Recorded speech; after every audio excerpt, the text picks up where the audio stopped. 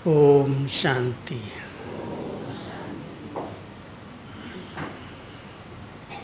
आज हम सब बाबा की अव्यक्त मुरली, अव्यक्त महावाक्य सुनेंगे। बाबा ने बहुत प्यार किया है, रहम दिल बन करके नए बच्चों को बहुत सहज पुरुषार्थ बताया है और पुराने बच्चों की एक कमी सुनाई है। नए बच्चों के लिए सहज पुरुषार्थ क्या है? बोलो। बहुत सहज, एक ही शब्द में सारा पुरुषार्थ समाया हुआ है। मेरा बाबा। पढ़ा है क्या मुरली? सारे सृष्टि के आदि मध्य अंत पूरा ज्ञान एक मेरा बाबा शब्द में समाया है। इसलिए सहज पुरुषार्थ और दिल से कहो मेरा बाबा, सब कुछ इसी में आ जाएगा और कोई मेहनत करने की ज़रूरत नहीं है। साथ साथ बाबा ने सब खजाने जमा करने की विधि, बढ़ाने की विधि और सफल करने की विधि, बहुत सारी विधियां खजानों को बढ़ाने की बताई हैं। और कमी ये बता दी है कि चलते चलते जब थोड़ा पुराने हो जाते हैं, सेवाएं करते हैं, नाम मिलता है, महिमा होती है,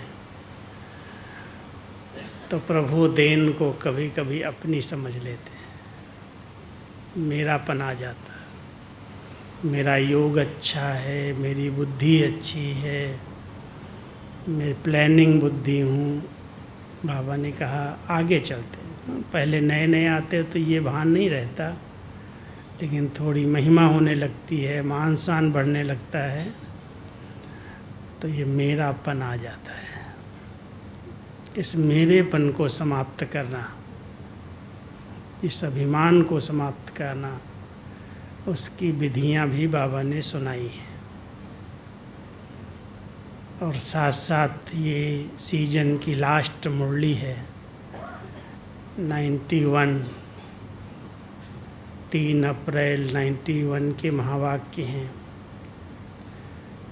और कभी कभी बाबा के बच्चे इतने ढेर मधुबन में आ जाते, जो 91 में ओम शांति भवन छोटा पड़ गया। बहुत सारे बाबा के बच्चे हिस्ट्री हॉल में बैठे हैं, मेडिटेशन हॉल में बैठे हैं।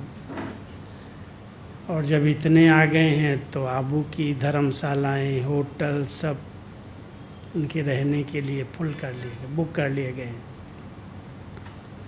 तो बाबा ने भविष्यवाणी की है कि बच्चे जितना बनाओगे उतना कम पड़ता जाएगा, क्योंकि बाबा तो विश्व कल्याणकारी है और विश्व के बच्चों को यहाँ आना है, तो यह आबू तो आपका हो ही जाएगा। इसलिए ये धर्मशालाएँ जो आपने सब ली हैं, एक दिन सब बाबा की हो जाए, सब बाबा के हो जाएंगे। तो बाबा ने ऐसी भविष्यवाणी की है, लेकिन एक इशारा दिया है, वो कई बच्चे नहीं समझ पाते कि बाबा से मिलने के लिए बहुत चातक रहते हैं। कई मुरलियों में बाबा ने बात कही है कि इस साकार तन द्वारा अव्यक्त मिलन कब तक। आप बच्चों को अव्यक्त स्थिति द्वारा अव्यक्त वतन में अव्यक्त मिलन करना है। सिर्फ दादी में बाबा आए मिलें, ये कामना भी कब तक रखोगे? ठीक है, नए नए बच्चे आते हैं, दादियों के अंदर होता है सबको भासना मिले, पालना मिले।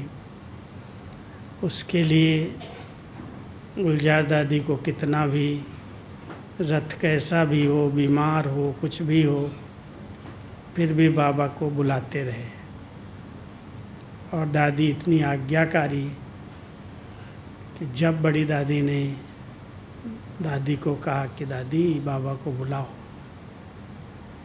इतने बच्चे बाबा के आए हैं, बाबा दृष्टि दे दे, मिलन मना ले, तो दादी फट से बाबा के पास चली जाती। कैसी भी तबीयत हो, बहुत खांसी वगैरह हो, गला ही खराब हो, तो क्या बाबा आके करेगा। इसलिए कभी कभी मना किया होगा, लेकिन मैं समझता हूँ जितना गुलजार दादी ने त्याग किया है उतना कोई ने नहीं किया। क्योंकि रथ को देना माना किसी आत्मा का उस शरीर पर पूरा कब्जा हो जाए। चलो, परमात्मा की शक्ति और ब्रह्मा बाबा की शक्ति। ब्रह्मा बाबा में तो अकेले ब्रह्मा बाबा में शिव बाबा आए, लेकिन गुलजार दादी दो आत्माओं को, और दोनों इतनी महान शक्तियों को ग्रहण करना, कभी कभी बाबा कहते थे, बच्चे ये ट्रांस में जाना भी मौत के समान है। इतना शरीर से आप समझ सकते हो। अगर आपको कहा जाए 12 घंटा एक ही आसन में बैठ जाओ, आपको कुछ पता नहीं है, और आपके तन में कोई दूसरा आके प्रवेश करके काम करे, आपका बाथरूम, आपकी कई प्रकार की नसों का सर्कुलेशन।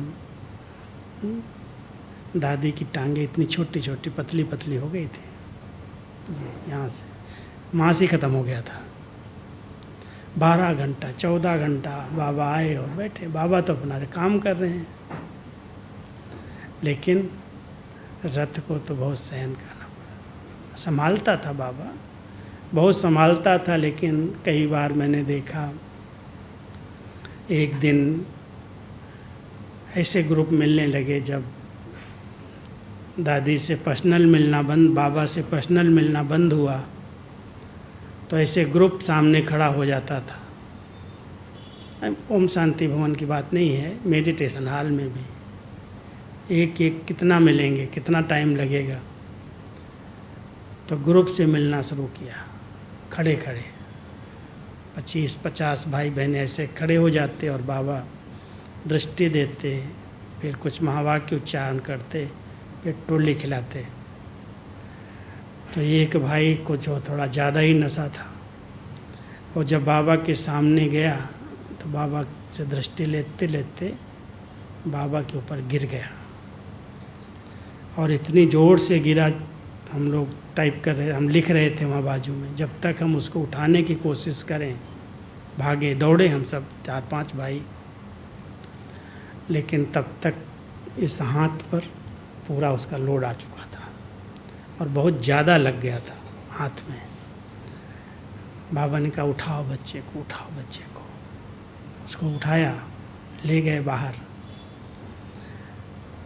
सबको लगा कि बाबा को, दादी को चोट तो बहुत ज़्यादा लग गई होगी, लेकिन बाबा ने क्या किया, ऐसे साड़ी के पल्लू से अपने हाथ को ऐसे ढक लिया, कुछ पता नहीं चलने दिया। कोई ने पूछा भी, कहा कुछ नहीं, शांत किया सबको। बाबा अपने वही पार्ट के अनुसार सबसे मिलते रहे, कई घंटे मिलते रहे। फिर अब सवेरे वो हाथ फूल करके इतना मोटा हो गया। अब दादी ने देखा, दादी को तो उस समय तो कुछ पता नहीं, बाबा आए चले गए। अब दादी सवेरे देख के कहती है, तो आज बहुत दर्द हो रहा है, क्या हो गया मेरे को। तो दादी ऐसे हाथ बांध करके, बांधा, डॉक्टरों ने आके दवाई ववाई लगाई, तो दादी ऐसे चक्कर लगा रही थी। तो हम गए दादी के पास, दादी क्या हुआ आज आपको, ये पता नहीं क्या हुआ, मैं जब बाबा के पास गई थी तब तो कुछ नहीं था, जब आई हूँ तो इतना दर्द हो रहा है, इतना दर्द हो रहा है मेरे को, क्या हुआ था। हमसे पूछ रही क्या हुआ था। न दादी, एक भाई ऐसे आपके ऊपर गिर गया। कहती, क्यों नहीं आप लोगों ने पकड़ा उसको। न जब तक पकड़ूं तब तक तो काम पूरा हो गया था, जब तक उठाऊं। तो ऐसे इस रथ ने, बाबा के इस रथ ने बहुत सहन किया हर बात को ही। तो हम सब ने देखा कि बाबा के द्वारा हम सबको 48 साल अव्यक्त पालना मिली। 48 साल। ब्रह्मा बाबा के द्वारा तो 33 साल 32 साल मिली हैं, और गुलजार दादी के द्वारा इतनी मिली। अभी कोई कहे मेरे में बाबा आता है, कहाँ बाबा, कहाँ उसका रथ, कहाँ उसकी प्योरिटी, कहाँ उसकी धारणाएं, कितना उसका त्याग। और आजकल कई बाबा बन गए, कईयों का सत्यानाश कर दिया।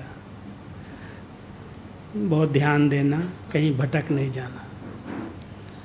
बाबा अपने बच्चों की पालना अव्यक्त वतन से कर रहे हैं और अंत तक करते रहेंगे जब तक संगम युग है। ब्रह्मा बाबा का ये अव्यक्त स्वरूप परिवर्तन नहीं हुआ है। सिर्फ बाबा ने आज विधि बताई है। अगर आप बच्चे सच्चे दिल से तपस्या करोगे तो बाबा आपको वही भाषणा, वही पालना अव्यक्त की अनुभव कराएंगे। आज की मुरली में है तो पहले मुरली सुनो, क्योंकि मुरली थोड़ी बहुत टाइट बड़ी है, समय की सीमा है, कई कार्यक्रम हैं। फिर भी बाबा की मुरली तो बहुत प्यार से, भावना से, उसी लक्ष्य से सुनना कि बाबा हमसे चाहता क्या है। आज हम सभी 12 जून 2022 के अव्यक्त महावाक्य सुन रहे हैं। इसकी ओरिजिनल डेट है 3 अप्रैल 91। सर्व हदों से निकल बेहद के वैरागी बनो। सब हदों से निकल बेहद के वैरागी बनो। आज कल्प बाद फिर से मिलन मनाने सभी बच्चे अपने साकारी स्वीट होम मधुबन में पहुंच गए हैं। बहुत बड़ी सभा है, ओम शांति भवन बैठने की जगह नहीं। तो साकारी स्वीट होम में बच्चे पहुंच गए हैं। साकारी वतन का स्वीट होम तो मधुबन है ना। स्वीट होम कहाँ है? वो तो परम धाम भी है, लेकिन साकारी वतन का स्वीट होम मधुबन है, जहाँ बाप और बच्चों का रूहानी मेला लगता है, मिलन मेला होता है। तो सभी बच्चे मिलन मेले में आए हुए हो। ये बाप और बच्चों का मिलन मेला सिर्फ इस संगम युग पर और मधुबन में ही होता है। संगम युग पर और मधुबन में ही होता है। इसलिए सभी भाग भाग कर मधुबन में पहुंच गए हैं। मधुबन बाप दादा का साकार रूप में भी मिलन कराता और साथ साथ सहज याद द्वारा साकार मिलन का भी अनुभव कराता और सहज याद द्वारा अव्यक्त मिलन भी कराता है। क्योंकि मधुबन धरणी को रूहानी मिलन की, साकार रूप में मिलन की अनुभूति का वरदान मिला हुआ है। मधुबन भूमि को वरदान मिला है। जो आते हैं अभी भी अव्यक्त मिलन का, साकार मिलन का अनुभव करते हैं। वरदानी धरणी होने के कारण मिलन का अनुभव सहज करते हो और कोई भी स्थान पर ज्ञान सागर और ज्ञान नदियों का मिलन नहीं होता। और कोई भी स्थान पर ज्ञान सागर और ज्ञान नदियों का मिलन नहीं होता। सागर और नदियों के मिलन मेले का यह एक ही स्थान है। ऐसे महान वरदानी धरणी में आए हो, ऐसे समझते हो। तपस्या वर्ष में 91 को तपस्या वर्ष के रूप में मनाया गया था। तो तपस्या वर्ष में विशेष इस कल्प में पहली बार मिलने वाले बच्चों को गोल्डन चांस मिला है। कितने लकी हो, कितने लकी हो।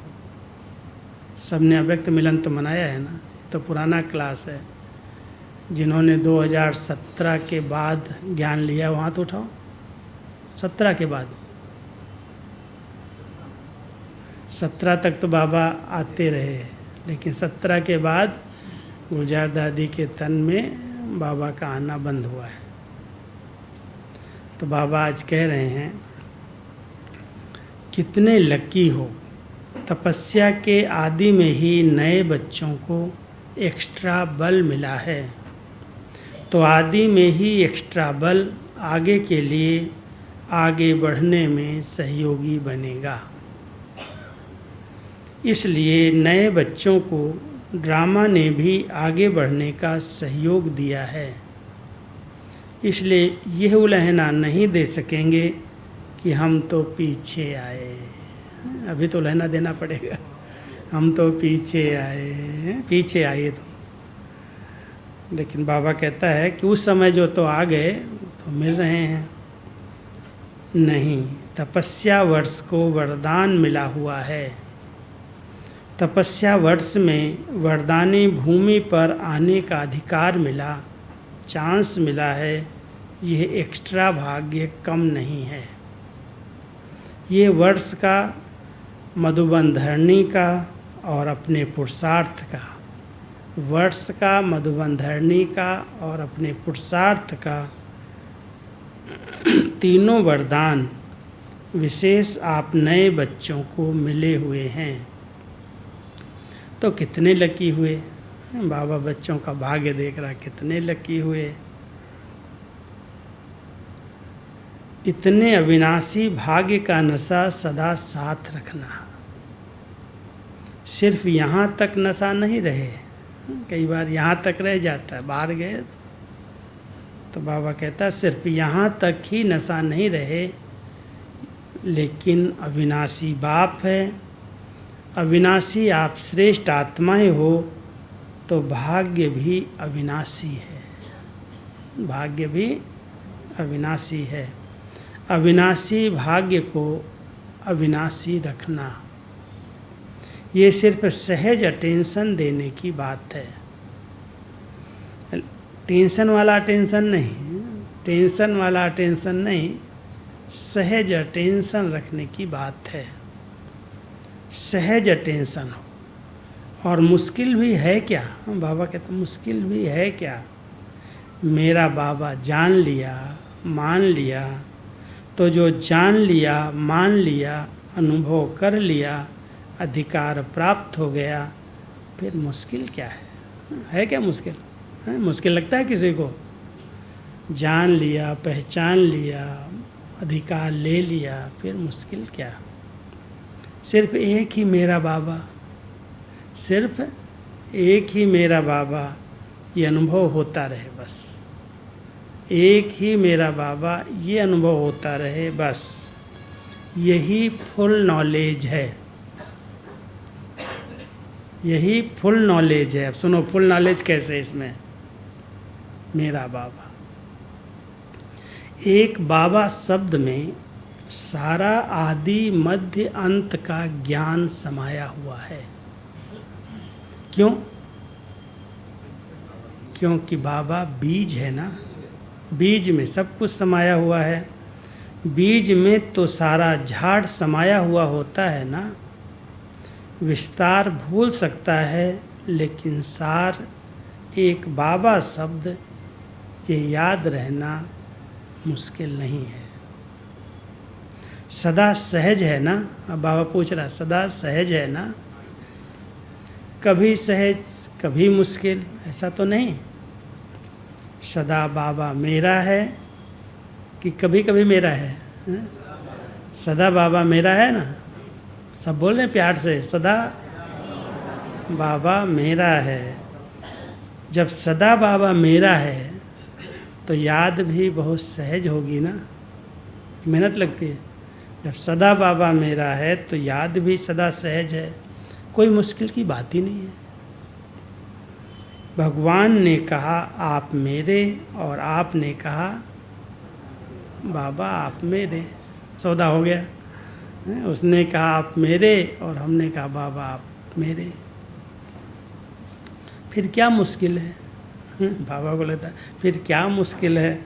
इसलिए विशेष नए बच्चे और आगे बढ़ो, नए बच्चे और आगे बढ़ो, अभी भी आगे बढ़ने का चांस है। अभी फाइनल समाप्ति का बिगुल नहीं बजा है,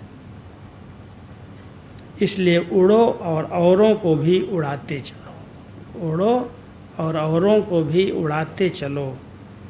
इसकी विधि, अब इसकी बहुत सहज विधि, लास्ट आए हो फास्ट जाने की बहुत सहज विधि बाबा सुना रहे हैं। एक शब्द की विधि क्या है? व्यर्थ को बचाओ। इसकी विधि है वेस्ट अर्थात व्यर्थ को बचाओ, बचत का खाता जमा का खाता बढ़ाते चलो। क्योंकि 63 जन्म से बचत नहीं की है, गंवाया ही है। सभी खाते व्यर्थ गंवा कर ख़त्म कर दिए हैं। श्वास का खजाना भी गंवाया। क्या क्या गंवा दिया बाबा बता रहा है, वर्णन कर रहे हैं। श्वास का खजाना भी गंवाया, गुणों का खजाना भी गंवाया, संकल्प का खजाना भी गंवाया, समय का खजाना भी गंवाया, शक्तियों का खजाना भी गंवा दिया, ज्ञान का खजाना भी गंवा दिया। क्या क्या गंवा दिया, समझ रहे हो ना बाबा क्या कह रहा है? समय, संकल्प, श्वास, गुण, शक्तियाँ, जो बाबा के दिए हुए सब खजाने हमने इधर उधर दान पुण्य में, मंदिर बना में, इधर उधर भटका के ख़त्म कर दिया सब कुछ। बाबा कहता बच्चे सब कुछ गंवा दिया, इतने खाते खाली हो गए, अभी इन सभी खातों को जमा करना है। जमा होने का समय अभी है और जमा करने की विधि बाप द्वारा सहज मिल रही है। अब जमा करने की विधि बहुत सहज बाबा ने बताई है। क्या है? विनाशी खजाने खर्च करने से कम होते हैं। विनाशी खजाने खर्च करने से कम हो सकते हैं, खुटते हैं। और ये सब खजाने जितना स्व के प्रति और औरों के प्रति शुभ वृत्ति से कार्य में लगाएंगे, उतना जमा होता जाएगा।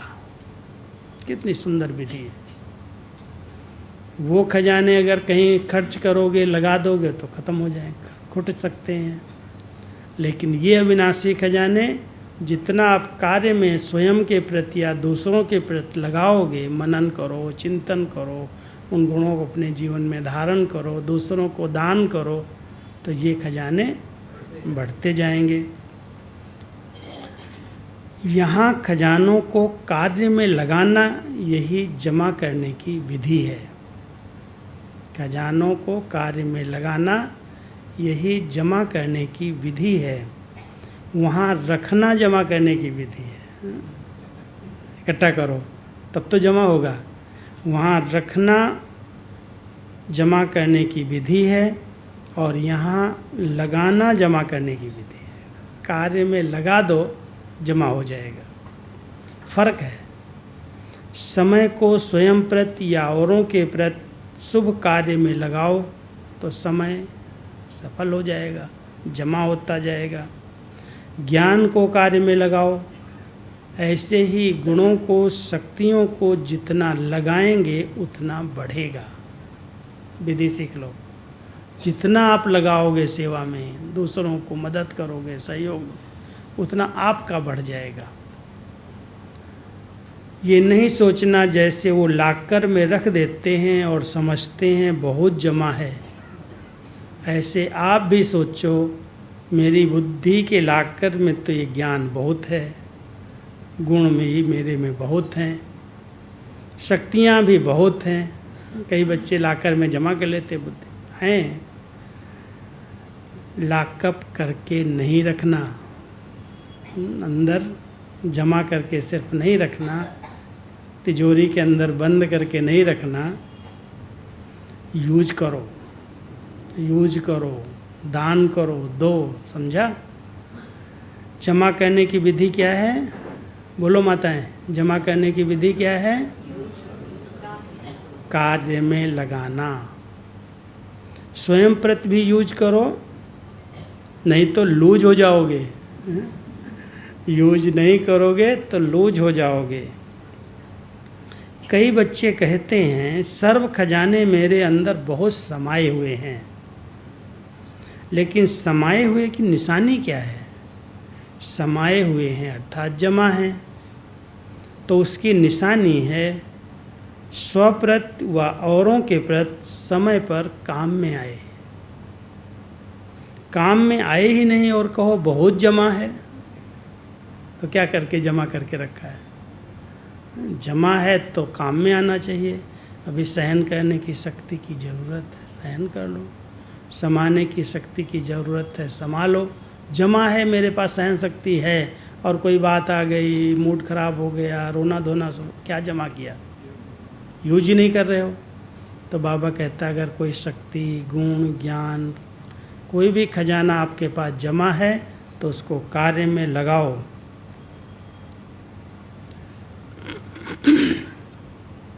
स्वप्रत व औरों के प्रति समय पर काम में ही ना आए और कहो बहुत जमा है, बहुत जमा है, तो इसको यथार्थ जमा की विधि नहीं कहेंगे। इसलिए अगर यथार्थ विधि नहीं होगी तो समय पर संपूर्णता की सिद्धि भी नहीं मिलेगी। धोखा मिल जाएगा, सिद्धि नहीं मिलेगी। धोखा मिल जाएगा, सिद्धि नहीं मिलेगी। गुणों को, शक्तियों को कार्य में लगाओ तो बढ़ते जाएंगे।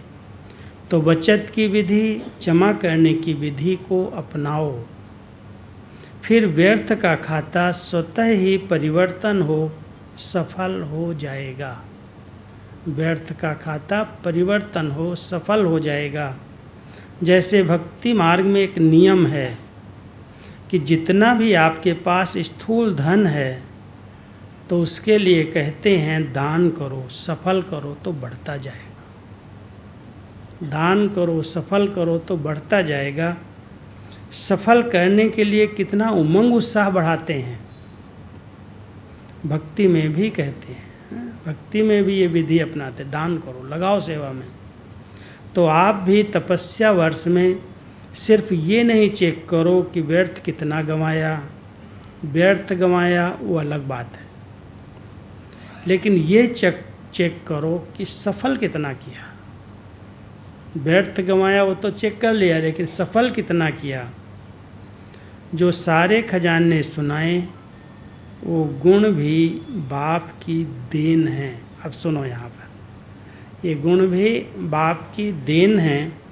मेरा ये गुण है, मेरी ये शक्ति है, ये स्वप्न में भी गलती नहीं करना। अंडरलाइन, स्वप्न में भी गलती नहीं करना कि ये मेरे गुण हैं, ये मेरी शक्ति है।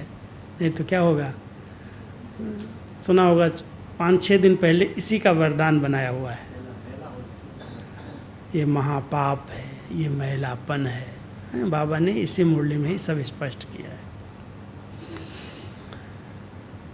ये स्वप्न में भी गलती नहीं करना, ये बाप की देन है। तो प्रभु देन, परमात्म देन को मेरा मानना ये महापाप है।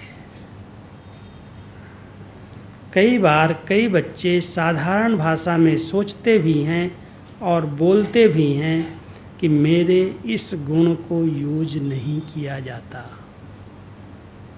बहुत सूक्ष्म बात है।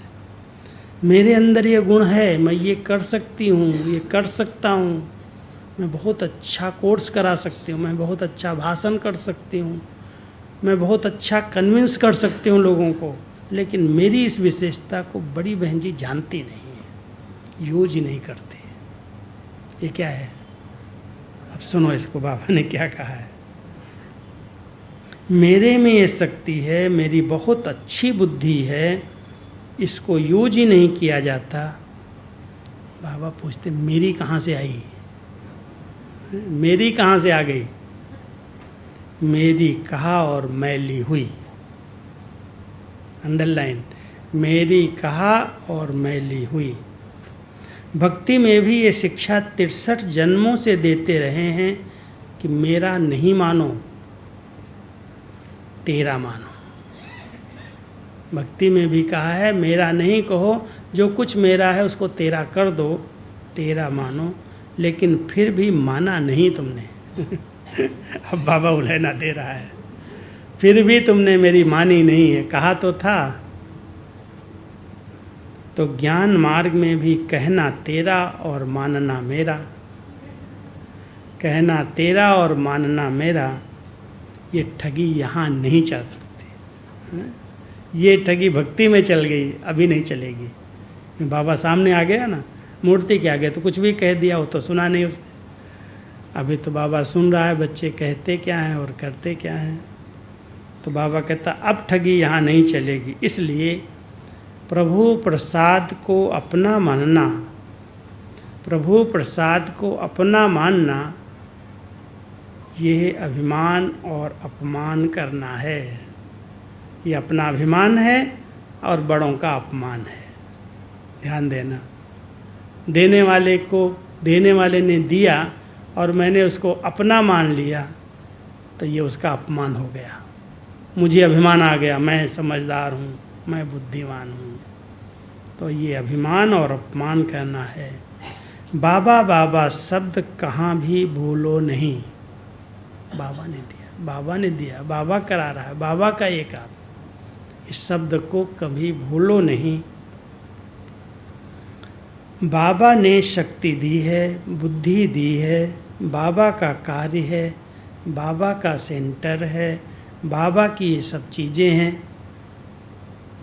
मैं जब पहली बार विदेश यात्रा पर गया था ना, 2007 में लंदन में गया, तो दादी जी ने 15 दिन के लिए, जानकी दादी ने मेरा ऐसा टूर बनाया कि हर जहाँ जहाँ पाठशालाएँ हैं, जहाँ क्लास हैं, उस एरिया में तुमको जा कर के पहले उस एरिया को देखो, वहाँ की साइट सीन घूमो, और शाम को दोपहर का भोजन उसी एरिया की पाठशाला पर करके शाम को क्लास कराना। तो रोज़ मेरे को गाड़ी आती थी कहीं ना कहीं से, बाबा की गाड़ी में बैठो, बाबा की दुकान पर चलो। बाबा की दुकानें भी यहाँ पर हैं क्या? बाबा के घर में चलना है, बाबा के। हमने कहा ये सब क्या? बाबा बाबा बाबा। कोई के बुद्धि में ये कभी आया ही नहीं कि ये मेरी गाड़ी में बैठो, मेरे घर में चलो। मैं सोच रहा ये क्या है आखिर, ये कौन सी पाठ पढ़ा इन्होंने। जानकी दादी ने इतना पक्का कराया हर एक बच्चे को, हर एक के अंदर रग रग में बाबा, बाबा की गाड़ी, बाबा की दुकान, बाबा का घर, बाबा के बच्चे। क्या बाबा बाबा, ये बाबा यही सिखा रहा है। बाबा का सेंटर है, बाबा की ये सब चीज़ें हैं। ऐसे नहीं समझना मेरा सेंटर है, हमने बनाया है, हमारा अधिकार है। नहीं, हमारा शब्द कहाँ से लेकर आए? हमारा शब्द कहाँ से आ गया? आपका है क्या? आपका है क्या? है? गठरी संभाल कर रखी है क्या? बाबा पूछ रहे हैं गठरी संभाल कर रखी है क्या?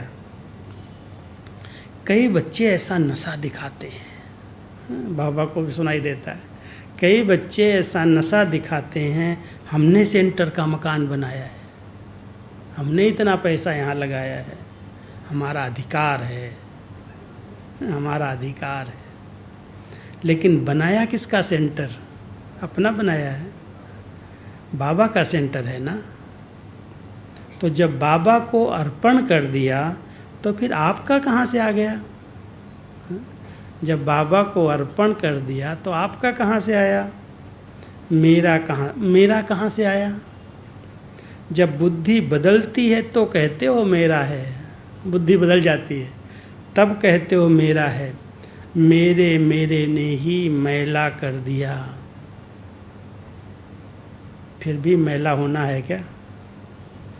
जब ब्राह्मण बने तो ब्राह्मण जीवन का बाप से पहला वायदा कौन सा है? नयों ने क्या वायदा किया है? पुरानों ने क्या किया है? नए भी अभी तो पुराने होकर आए हो ना, निश्चय बुद्धि का फॉर्म भर कर आए हो ना। तो सबका पहला पहला वायदा क्या है? पहला पहला वायदा क्या है? ये सब तन मन धन और बुद्धि सब तेरी है वायदा किया है सच्चे दिल से, भाइयों ने किया है। ये सब तन मन धन बुद्धि सब तेरा है, ये वायदा सभी ने किया है। अच्छा, जिन्होंने किया है हाथ उठाओ देखूं तो, बाबा भी देखेगा वतन से। सब ने पक्का? आपने नहीं किया? करो भाई वायदा, बाबा देख रहा, मैं थोड़ी देख रहा हूं। अभी वायदा कहने वाले हाथ उठाओ, बाबा हाथ उठवा रहा फिर से हैं। जो समझते हैं, अभी थोड़ा बाबा अभी और प्रश्न कर रहा है, जो समझते हैं कि आई वेल के लिए कुछ तो रखना पड़ेगा, कभी समय पड़ेगा तो किससे मांगेंगे? आई वेल के लिए कुछ तो रखना पड़ेगा। अगर सब कुछ बाप को कैसे दे सकेंगे? सब कुछ बाबा को कैसे दे देंगे? कुछ तो किनारा रखना पड़ेगा ना, है? रखा है आई वेल के लिए, कभी ज़रूरत पड़ जाए किसके आगे हाथ फैलाएंगे? रख लो थोड़ा छिपा के, कुछ तो रखना पड़ेगा ना। जो समझते हैं कि ये समझदारी का काम है वो हाथ उठाओ, ये समझदारी का काम है तो हाथ उठाओ। कुछ तो रखना पड़ेगा, कुछ किनारे रखा है, कुछ किनारे छिपा के रखा है। देखना, बाबा कहता देखना। फिर ये नहीं कहना कि हमको किसने देखा फिर ये नहीं कहना कि हमको किसने देखा, इतनी भीड़ में मुझे किसने देखा, हाथ उठाया या नहीं उठाया। बाबा भी बड़ा चतुर है ना, इतनी भीड़ में मुझे किसने देखा। बाप के पास तो बहुत क्लियर टीवी है, ये टीवी काम नहीं करती है, ऊपर वाली करती है। सैटेलाइट लगा हुआ है बाबा का। बाबा के पास तो बहुत क्लियर टीवी है, उससे छिप नहीं सकता कोई भी, उस टीवी से कोई भी छिप नहीं सकता। इसलिए सोच समझ करके थोड़ा रखना है तो भले रख लो बाबा भी बहुत युक्ति से कह रहा है, अगर रखना है तो भाई भले रख लो, लेकिन सोच समझ के रखो। पांडव क्या समझते हो? अब बाबा भाइयों से पूछ रहा है, पांडव क्या समझते हो? थोड़ा रखना चाहिए? भाई लोग बोलो, थोड़ा रखना चाहिए ना, कुछ तो नहीं रखना चाहिए? रखेंगे तो क्या होगा? रखेंगे तो वही भूत बन करके डिस्टर्ब करेगा, परेशान करेगा, वही याद खींचेगी। थोड़ा भी रख लिया, अंतिम श्वास के समय कहाँ बुद्धि जाएगी? अरे बाबा को दे दिया, बाबा जाने, नहीं तो वहीं पर भटकती रहेगी आत्मा, मुक्ति नहीं मिलेगी। इसलिए बाबा कहता है पांडव क्या समझते हो? थोड़ा रखना चाहिए, अच्छी तरह से सोच करके हाथ उठाओ। बाबा भी पक्का कर रहा है, अच्छी तरह से सोचो। जिनको रखना है वो अभी हाथ उठा लो, अभी हाथ उठा लो, बच जाओगे।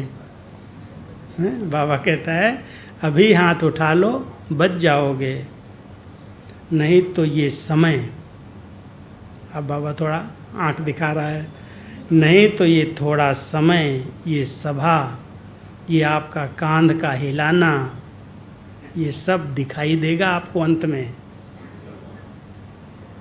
कभी भी मेरापन नहीं रखो।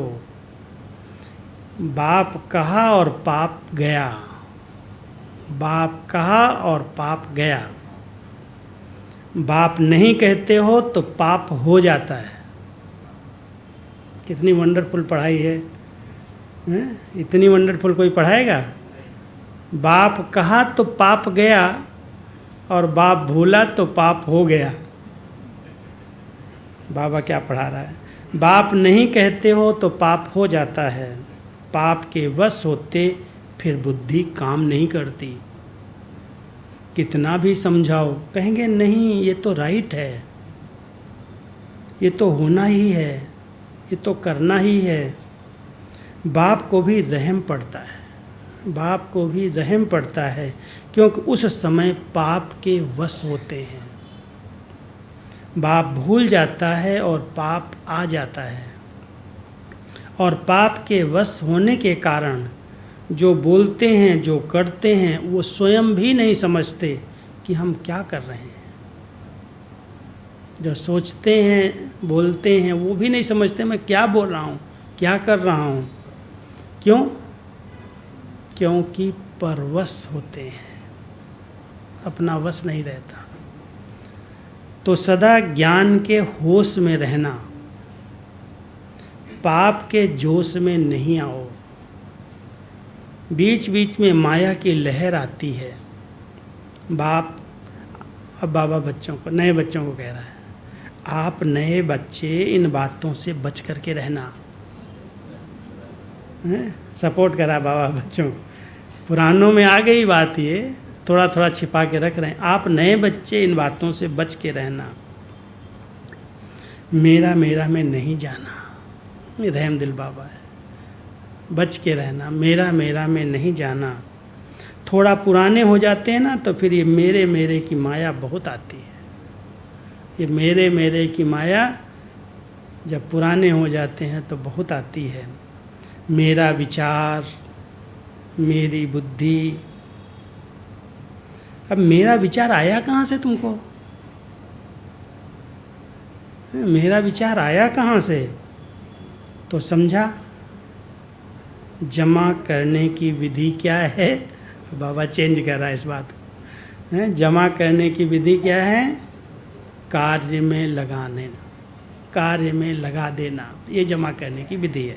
सफल करो अपने ईश्वरीय संस्कारों को, सफल करो तो व्यर्थ संस्कार स्वतः समाप्त हो जाएंगे। ईश्वरीय संस्कारों को सफल करो, कार्य में लगाओ तो व्यर्थ अपने आप खत्म हो जाएगा। ईश्वरीय संस्कारों को कार्य में नहीं लगाते तो वो लाकर में रहते और पुराना काम करते रहते। कईयों की आदत होती है, कईयों की आदत होती है बैंक में या अलमारियों में छिपा कर रखने की। बहुत अच्छे कपड़े होंगे, एक दादी हमारी थी बहुत पुरानी, जो सौगात मिले, जो अच्छे अच्छे कपड़े मिले, वो सब पेटी के अंदर भर दी जाती, और वही सड़ी पटे पुरानी, इधर चत्ती लगी हुई, इधर सिलाई की हुई, उधर साड़ी, वही ब्लाउज, वही पुराना। दादियाँ कहें तुमको इतना मिलता है, तुम क्या करती हो? किसी को दान कर देती हो क्या? नहीं नहीं, मैंने संभाल के रखा है समय पर। पुराना ही पहनती रही अंत तक, और जब मरी, शरीर छोड़ा तो सारी पेटी नए कपड़ों से भरी हुई थी। मना बेचारी ने यूज ही नहीं कर पाया, है सब कुछ लेकिन उसको यूज नहीं किया। तो उस पर कृष्णा बाबा सुना रहे हैं, समझा रहे हैं। कईयों की आदत होती है बैंक में या अलमारियों में रखने की। बहुत अच्छे कपड़े होंगे, पैसे होंगे, चीज़ें होंगी, लेकिन यूज फिर भी पुराना ही करेंगे। पुरानी वस्तु से उन्हों का शायद बहुत प्यार होता है, और अलमारी की चीज़ें अलमारी में ही रह जाएंगी और वो पुराने से ही चला जाएगा। पुराना पहनते पहनते उससे ही चला जाएगा, शरीर छोड़ देगा, और जो नई नई चीज़ें वो अलमारी में ही रह जाएंगी। तो ऐसे नहीं करना, बाबा कह रहे हैं ऐसे नहीं करना। पुराने संस्कार यूज करते रहो और ईश्वरीय संस्कार बुद्धि के लाकर में रखो नहीं। पुराने संस्कार यूज करते रहो और ईश्वरीय संस्कारों को लाकर में रख दो, ऐसा नहीं करना। कार्य में लगाओ, सफल करो। तो ये चार्ट रखो कि कितना सफल किया। सफल करना माना बचाना या बढ़ाना। मनसा से, अभी बाबा बता रहा कैसे सफल करो। मनसा से सफल करो, वाणी से सफल करो, संबंध संपर्क से सफल करो, कर्म से करो, अपने श्रेष्ठ संग से करो, अपने अति शक्तिशाली वृत्ति से सफल करो। वृत्ति से भी सफल किया जा सकता है। शक्तिशाली वृत्ति है ना, तो अच्छे वाइब्रेशन फैलते हैं। वृत्ति से सफल करो। ऐसे नहीं कि मेरी वृत्ति तो अच्छी रहती है लेकिन सफल कितना किया। अच्छी वृत्ति तो रहती है लेकिन सफल कितना किया। मेरे संस्कार तो हैं ही शांत, लेकिन सफल कितना किया। समझ रहे हो ये बात? काम में लगाओ, सेवा में लगाओ। कार्य में लगाया तो वो विधि अपनाने में संपूर्णता की सिद्धि सहज अनुभव करते रहेंगे। सफल करना ही सफलता की चाबी है। सफलता की चाबी सफल करना। समझा? क्या करना है? सिर्फ अपने में ही खुश नहीं होते रहो, मैं तो बहुत अच्छी गुणवान हूँ। सिर्फ अपने में ही खुश नहीं होते रहो, मैं तो बहुत अच्छी गुणवान हूँ, मैं बहुत अच्छा भाषण कर सकती हूँ। बाबा भी बड़ी एक्टिंग से, मैं बहुत अच्छा भाषण कर सकती हूँ, मैं बहुत अच्छा ज्ञानी हूँ, मैं तो बहुत अच्छी योगी हूँ। लेकिन अच्छा है तो यूज करो ना। अच्छा है तो यूज करो ना। कई कहते हैं मेरा योग बहुत अच्छा है, मेरा ज्ञान बहुत अच्छा है, लेकिन अच्छा है तो यूज करो, उसको सफल करो। सहज विधि है, कार्य में लगाओ और बढ़ाओ। कार्य में लगाओ और बढ़ाओ, बिना मेहनत के बढ़ता जाएगा और 21 जन्म आराम से खाते रहोगे। कोई कमाई करने की ज़रूरत नहीं पड़ेगी। इतना भी जमा करने का समय है, वहाँ फिर कोई मेहनत नहीं करनी पड़ेगी। अब बाबा देख रहे हैं सभा को, अरे आज तो विशाल महफिल है। ओम शांति भवन का बड़ा हाल एकदम फुल भर गया है, इसलिए कईयों को नीचे मेडिटेशन हाल, छोटे हाल में बैठना पड़ा है। ये हाल छोटा पड़ गया। शास्त्रों में एक आपका यादगार है। अब बाबा यहाँ से बोले, ये तो मैंने लिखा बीच में। शास्त्रों में आपका जो यादगार है उसमें भी गायन है। एक मछली छोटी सी लेके आए, एक पानी के गिलास में उसको डाल दिया कि जीवित रहेगी। फिर उससे बड़ी होती गई, फिर उससे उसको घड़े में डाला, फिर घड़े से निकाल करके जब घड़ा भी छोटा पड़ गया तो तालाब में डाला। फिर तालाब से भी जब बड़ी होने लगी, मत्स्य अवतार में बताते हैं ना, जब वहाँ भी बड़ी होने लगी तो आखिर कहाँ डाला? सागर में डाल दिया। तो ये महफिल पहले हिस्ट्री हाल में लगी, फिर मेडिटेशन हाल में लगी, अभी ओम शांति भवन में लग रही है, अब फिर कहाँ लगेगी? और बाबा उस समय तो नहीं बोलेगा शांति वन में लगेगी, फिर पूछ रहा है फिर कहाँ लगेगी। लेकिन इसका मतलब ये नहीं कि साकार मिलन ही चलता रहेगा। अंडरलाइन देखो यहाँ से शुरू। इसका मतलब ये नहीं कि साकार मिलन के बिना अव्यक्त मिलन नहीं मना सकते हो। साकार में ही मिलना है क्या? अव्यक्त मिलन मना सकते हो। बाबा यहाँ से इशारा कर रहे हैं, अव्यक्त मिलन मनाने का अभ्यास समय प्रमाण बढ़ना ही है और बढ़ाना ही है। ये तो दादियों ने रहम दिल होकर आप सबके ऊपर विशेष रहम किया है, नयों के ऊपर। लेकिन अव्यक्त अनुभव को बढ़ाना यही समय पर काम में आएगा। अभी आएगा वही जिन्होंने बढ़ाया है, जिनको अव्यक्त मिलन मनाने का अनुभव है वो कर रहे हैं, और जिनको नहीं है वो भाग रहे हैं बाबा के पीछे। ध्यान देना, नहीं तो बाबा बहुत जगह आने लगे हैं भी, यहाँ आए बाबा, वहाँ आए बाबा, यहाँ आए। बाबा को इतना भटका दिया जैसे लोग भटक रहे हैं ऐसे। बाबा कहता है अभी अव्यक्त मिलन मनाने का समय है। ये तो रहम किया दादियों ने, जो दादी को बिठा बिठा करके सबसे मिला दिया। देखो नए नए बच्चों के लिए ही बाप दादा विशेष ये साकार में मिलन का पाठ अब तक बजा रहे हैं, लेकिन ये भी कब तक? सभी खुश राजी हो, संतुष्ट हो। बाहर रहने में, अब बाबर होटलों में ठहरा है ना, धर्मशालाओं में, बाहर रहने में भी संतुष्ट हो। क्योंकि बहुत सारे लोग इतना रोए, इतना लोग डिस्टर्ब हुए, मेरे को मधुबन में रहना, मेरे को मधुबन में रहना, मेरे को होटल में नहीं रहना। वो हम लोगों को सामना करना पड़ा था बहुत। तो बाबा उनसे ही पूछ रहा है, अच्छा संतुष्ट हो बाहर रहने में? अब क्या कहेंगे बाबा के आगे? तो कोई नहीं कहेगा बाबा नहीं मैं संतुष्ट हूँ। बाहर रहने में भी संतुष्ट हो, ये भी ड्रामा में पार्ट है। जब कहते हो सारा आबू हमारा होगा तो कैसे होगा? पहले आप चरण तो रखो पहले आप चरण तो रखो, फिर अभी जो धर्मशाला नाम है वो अपना हो जाएगा। देखो विदेश में अभी ऐसे होने लगा है कई स्थानों पर। विदेश में मैं अमेरिका देखा, लंदन देखा, ऑस्ट्रेलिया पहले सब ने चर्चें अपनी दे दिया, आप यूज करो, कोई चर्च में आता ही नहीं है। ऑस्ट्रेलिया में चर्च में सेंटर पहला था। अमेरिका का जो सैन फ्रांसिस्को है वो शायद बुद्धिस्ट का था। कोई सब खाली पड़े हैं, कोई जाता ही नहीं है लोग, तो कहते आप यूज कर लो। अभी न्यू जर्सी में मैं गया तो वहाँ पर भी वही चर्च में ही बड़ा सेंटर।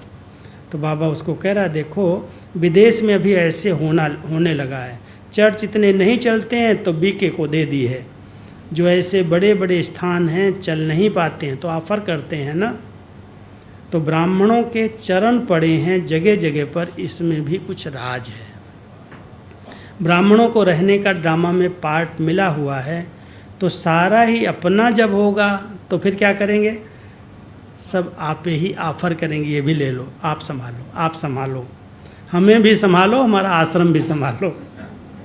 अभी ऑफ़र आने लगी, हमें भी संभालो, हमारा आश्रम भी संभालो। जिस समय जो पार्ट मिलता है उसमें राजी रह कर के पार्ट बजाओ। जो पार्ट मिलता है उसमें राजी रह कर के पार्ट बजाओ। अच्छा, चारों ओर के सर्व मिलन मनाने के, ज्ञान रतन धारण करने के चात्रक आत्माओं को आकार रूप में व साकार रूप में मिलन मेला मनाने वाली श्रेष्ठ आत्माओं को, सदा सर्व खजानों को सफल कर सफलता स्वरूप बनने वाली आत्माओं को, सदा मेरा बाबा और कोई भी हद का मेरापन अंश मात्र भी न रखने वाले ऐसे बेहद की वैरागी आत्माओं को, सदा हर समय विधि द्वारा संपूर्णता की सिद्धि प्राप्त करने वाले बच्चों को बाप दादा का याद प्यार और नमस्ते।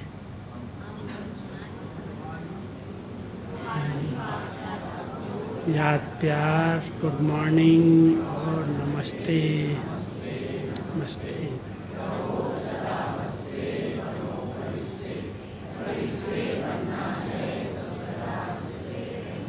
सदा हंसते रहना है। दादियों से बाबा भी मिल रहे हैं। सदैव कोई नई सीन तो होनी चाहिए ना क्योंकि नई सीन दिखाई दे रही है, कहीं बैठने की जगह नहीं है। तो बाबा कहता कुछ तो नया नया होना चाहिए।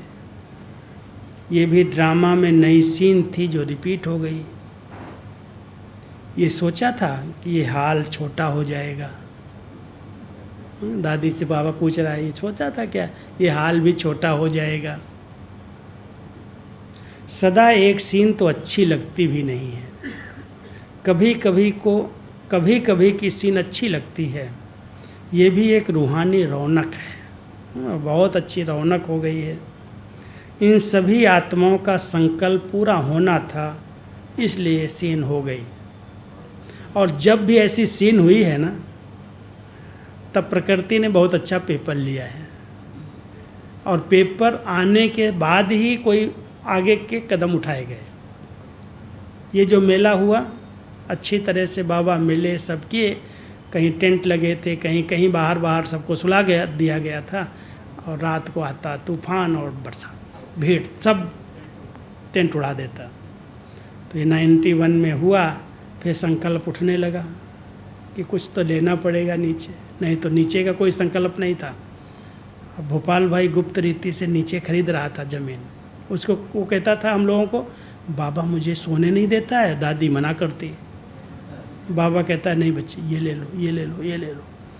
और मेरे को रमेश भाई भी कहता है अच्छा तुम करो, मैं मदद करूँगा। और दादियाँ इतना सोचती हैं क्यों नीचे जाएंगे, किस लिए नीचे जाएंगे, हमको तो आबू में ही रहना है। तो ये जब बहुत खरीद लिया ना, बहुत सारी ज़मीन ले लिया नीचे भोपाल भाई ने, तो दादी को पता चल गया। दादी ने हमको भेजा सबको, मधुबन से 5-7 भाइयों को, और ख़ास मोहिनी बहन को हमारे साथ भेजा कि जाओ देख के आओ भोपाल क्या कर रहा है, किस लिए कर रहा है सब। तो हम सब गए। वो बरगद का ही एक झाड़ था शांतिवन में, और कुछ भी नहीं था, बरगद का झाड़ था। और वहाँ पर एक कुटिया बना करके एक बूढ़ी माता को वहाँ उसने रख दिया था, बहुत बूढ़ी थी, बुजुर्ग माता, रज्जू माता नाम था उसका। उसमें मकान बुढ़िया बना करके एक छप्पर अप्पर डाल के उसमें बिठा दिया। और गन्ने का खेत था, चारों तरफ से जंगल ही था, मतलब खेती बाड़ी ही थी। तो जब हम बरगद के झाड़ के नीचे बैठे तो सब पूछा भाई भोपाल भाई को कहाँ कहाँ ज़मीन लिया, किस लिए लिया, क्यों ली गई है। तो उसने सुनाया कि भाई मेरे को पता नहीं क्या होता है, मैं जिससे बात करता हूँ कहता ले लो, वो कहता ले लो, रमेश भाई कहते हैं जो तुमको चाहिए ले लो, मैं मदद भी कर रहे हैं, मेरे को पता नहीं है, बाबा मुझे सोने नहीं देता। तो मोहिनी बहन तो पहले थोड़ी बोली दादी की प्रेरणा नहीं है, ये नहीं है, वो नहीं है। बोला आप बाबा से, आप तो संदेशी हैं ना, बाबा से खुद पूछ लो।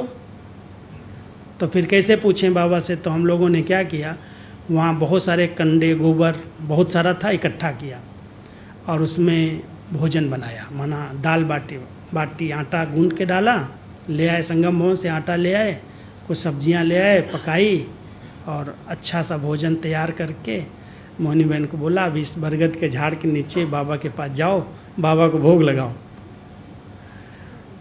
तो पहले तो भोग लगाने ऐसे गई, आंख बंद करके थोड़ी देर में आ गई, कहती है क्या तुम लोगों ने रखा है इसमें। बाबा कहता है इसमें पानी नहीं रखा है। अब हम लोगों को ये भी नहीं पता था कि पानी का भी भोग रखना होता है, हम तो सब ऐसे थे ऐसे। तो फिर पानी का गिलास, अब गिलास भी अच्छे नहीं थे, कोई चांदी के उस समय थोड़ी सब थे, जो हम लोगों के थे यूज किए वही थे। तो हमने पानी तो रख दिया, फिर गई वापस। फिर जब गई तो मोहिनी बहन को बैंगन अच्छा नहीं लगता था, बैंगन के नाम से चिढ़ती थी एकदम। बैंगन माना क्या, काला काला छोड़ो। और बैंगन का ही भरता हम लोगों ने बनाया था, बैंगन पका लिए आग में और उसका भरता बना के तेल डाल के थोड़ा सा रखा। जब वापस आई तो कहती आज बाबा ने कहा बच्चों ने बैंगन का भरता बड़ा अच्छा बनाया है। बड़ी रमणीक बातें थी उस समय। फिर कहती है बाबा तो कहता है ये सब अपना ही होने वाला है, ये सब अपना ही है। अभी पता नहीं बाबा को क्या बनवाना है यहाँ पर। बाबा तो हरी झंडी दे रहा है और दादी कहती तुम चेक करके आओ क्या है। हम सब चक्कर लगाया जितनी ज़मीनी। फिर दादी को जब बताया तो दादी कहती बाबा भी छुट्टी दे रहा है क्या। अच्छा दे रहा है तो ले लो भाई। अब 92-93 में सभी खरीदना शुरू किया।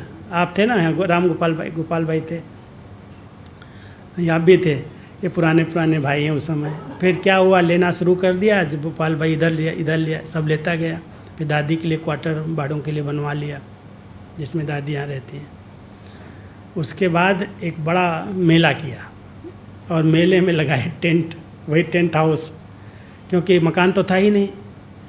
94 में सबसे बड़ा मेला किया, 10,000 लोगों को बुलाया है। बाबा को टेंट में बुला लिया। अब बाबा टेंट में आए और बच्चों से मिले और वही रात को फिर नाटक हुआ 1-1:30 बजे। आई जोर से आंधी और जोर से बरसात, सारे टेंट उड़ गए, कोई टेंट नहीं, सबके बिस्तर भीग गए, सबका सामान भीग गया। अब दादी की नींद फिट गई, रात को रही वहीं कमरे में। आई उठ करके तुम लोगों को नींद कैसे आती है, चलो सब उठाओ, सामान उठाओ सबका। सब भीग गया है, कहीं भी छप्पर, कहीं भी थोड़ा स्थान मिला, सबके उठा के रखे गए। फिर बाबा से संदेश पूछवाया, बाबा अब क्या करना है, बढ़ती जा रही संख्या। और बाबा बड़ा रमणीक कहता है बच्चों बड़े बड़े हाल बना दो, 100 के आएंगे बच्चे, सो जाएंगे। और बाबा के लिए ऊपर टीन लगा दो, एक स्टेज बना दो। हमें मैसेज दे दिया इतना, एक टीन लगा के स्टेज बना दो और बच्चों के लिए बड़े बड़े हाल बना दो। अब शुरू हो गया 100-150 के हाल बनाना, बड़े बड़े हाल। कभी सोचा ही नहीं था कि इतने सब बच्चे आएंगे, फिर वीआईपी आने लगेंगे, फिर विदेशी आएंगे, फिर उनके लिए छोटे कमरे चाहिए, डबल बेड वाले चाहिए। बड़ा दिक्कत बना तो दिया सब, और वो आते थे 100-150 एक साथ सोते थे तो बेचारों की नींद पिटेगी। एक कोई आदमी आके लाइट जला दिया तो 100 जग जाएंगे। दिक्कत होती है साथ में रहने में, लेकिन फिर भी बहुत समय तक चलाया। उसके बाद फिर उसके पार्टीशन करके अभी छोटे कमरे किए। तो ऐसे शांतिवन का निर्माण हुआ है। हाल जब बनने लगा 96 डायमंड हाल, 96 डायमंड जुबली थी और बाबा आ गए। कैंची नहीं पड़ी है पीछे, ऐसे ही सब छपरा ऐसे ही। बाबा जैसे कहा था ना टीन डाल दो, ऐसे बाबा की स्टेज पर टीन थी, पूरा हाल नहीं बना था, और बाबा आए उद्घाटन कर दिया। वो तो उस समय भी छोटा पड़ गया था, और वही वरदान दिया था कि जो बनाओगे वो छोटा पड़ जाएगा। तो 20,000 का हाल बना और इतनी व्यवस्था हुई, सब छोटा पड़ने लगा। अभी भी लास्ट टर्न में छोटा पड़ गया था। बाबा नहीं आते हैं फिर भी सब छोटा पड़ गया था। तो बाबा के बच्चे तो बढ़ने ही हैं, तो बाबा यही कह रहे हैं, इन सभी आत्माओं का संकल्प पूरा होना था, इसलिए सीन हो गई। यहाँ से छुट्टी आप लोगों ने दी थी ना, भले आ जाओ, तो क्या करेंगे? अभी तो नए और बढ़ने हैं, और पुराने तो पुराने हो गए। जैसे उमंग से आए हैं वैसे अपने को सेट किया है। बाबा महिमा कर रहा है, सेट कर लिया, जहाँ जिसको रखा है सेट किया है, ये अच्छा किया है। विशाल तो होना ही है, कम तो होना ही नहीं है। जब विश्व कल्याणकारी का टाइटल है तो विश्व के आगे ये तो कुछ भी नहीं है। वृद्धि होनी ही है, और विधि से नई होनी है। वृद्धि होनी है और विधि भी नए से नई होनी है। कुछ न कुछ तो विधि होती रहती है ना। बाबा के पार्ट में कुछ न कुछ परिवर्तन होता रहा है। अभी वृत्तियों को पावरफुल बनाओ, अभी वृत्तियों को पावरफुल बनाओ। तपस्या द्वारा वृत्ति पावरफुल हो जाएगी तो स्वतः ही वृत्ति द्वारा आत्माओं की वृत्ति चेंज होगी। हमारी वृत्ति से अन्य आत्माओं की वृत्ति चेंज होगी।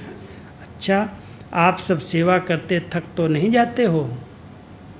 माताएं थक तो नहीं गई भाई? बहुत सुबह सुबह पूरियाँ बेलनी पड़ी हैं, थके तो नहीं ना? मौज में आ रहे हो ना? मौज है ना? मौज ही मौज है संगम युग। बाबा कहता मौज ही मौज है। अच्छा, वरदान है, श्रेष्ठ कर्म द्वारा दुआओं का स्टॉक जमा करने वाले, श्रेष्ठ कर्म द्वारा दुआओं का स्टॉक जमा करने वाले चैतन्य दर्शनीय मूर्त भव। चैतन्य दर्शनीय मूर्त बनने की विधि, भाव तो कह दिया, विधि क्या है? श्रेष्ठ कर्म द्वारा दुआएं लो, दुआएं दो। जो भी कर्म करो उसमें दुआएं लो और दुआएं दो। श्रेष्ठ कर्म करने से सबकी दुआएं स्वतः मिलती हैं। सबके मुख से निकलता है कि ये तो बहुत अच्छे हैं। दुआएं क्या हैं? बहुत अच्छे हैं। वाह वाह, ये दुआएं हैं। उनके कर्म ही यादगार बन जाते हैं। भल कोई भी काम करो लेकिन खुशी लो और खुशी दो। दुआएं लो, दुआएं दो। जब अभी संगम पर दुआएं लेंगे और देंगे तब आपके जड़ चित्र द्वारा भी दुआएं मिलती रहेंगी, और वर्तमान में भी आप चैतन्य दर्शनीय मूर्त बन जाएंगे। आपके दर्शन करने लोग आने लगे। दुआ देने वाले जो अच्छे, खुशी देने वाले, बहुत स्नेह देने वाले हैं, उनके लोग दर्शन करना चाहते हैं, उनको मिले, इनसे बात करें। तो ऐसे चैतन्य दर्शनीय मूर्त वर्तमान में बनेंगे, और भक्ति में आपके जड़ मूर्तियों से लोगों को अच्छे अनुभव होंगे और उनको वहाँ से दुआएं मिलेंगी।